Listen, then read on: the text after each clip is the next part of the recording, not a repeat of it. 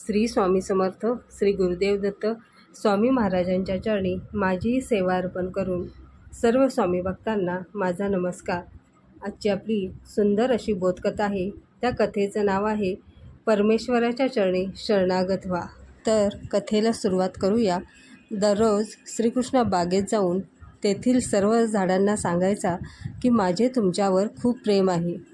सर्व झाडे खूप आनंदित होऊन म्हणायची, श्रीकृष्णा, आमचेही तुझ्यावर पुष्कळ प्रेम आहे.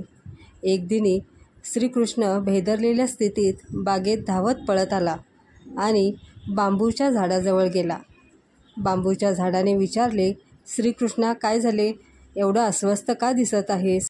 श्रीकृष्ण म्हणाला, तुझ्याकडून एक गोष्ट हवी आहे, पण ती पुष्कळ अवघड आहे. बांबूने उत्तर दिले, मला सांग, शक्य असल्यास मी ते तुला देईन.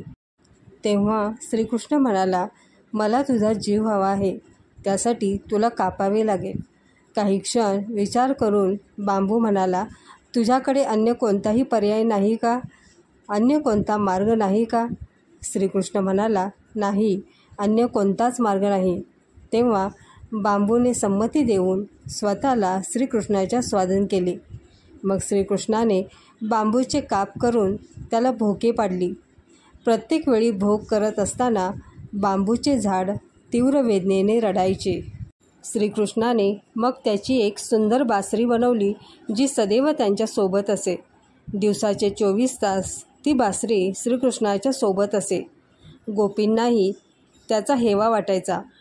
त्या म्हणायच्या, श्रीकृष्ण आमचा भगवंत आहे, तरी पण आम्ही त्याच्यासोबत काही काळच राहतो, पण तो तुझ्यासोबत उठतो, तुझ्यासोबत निसतो, तू सतत त्याच्याबरोबर आहेस.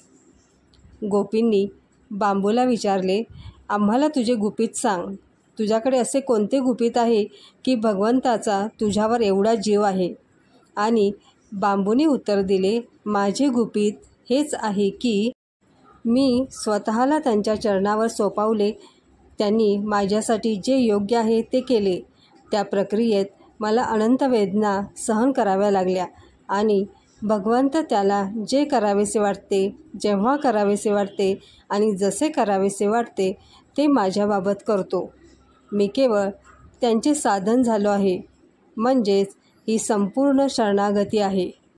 जेव्हा देवाला तुमच्याविषयी जे करावेसे वाटते, जेव्हा करावेसे वाटते आणि जसे करावेसे वाटते त्याच्यावर पूर्ण विश्वास ठेवावा. त्याच्या ठायी श्रद्धा असावी आणि सतत जाणीव असावी की त्याने आपला हात धरलेला आहे. तर मग या जगातील कोणतीही वाईट शक्ती तुमचे काहीही करू शकत नाही.